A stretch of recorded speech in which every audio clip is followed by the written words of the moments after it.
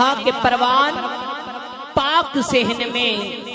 چڑھتی رہی نماز، یوں جانبے کرب و بلا بڑھتی رہی نماز، حیرت زدہ ہیں آج تک سبھی عبادتیں،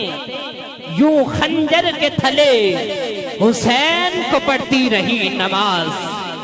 یوں خنجر کے تھلے حسین کو پڑھتی رہی نماز۔ انہی الفاظ کے ساتھ عالم اسلام کی خوبصورت آواز کسی تعارف کا محتاج نہیں، جن کے لیے فقط اتنا ہی کہوں گا کہ نعت کہنے کا جس کسی کو ہنر آتا ہے، پروان پاک صحن میں چڑھتی رہی نماز،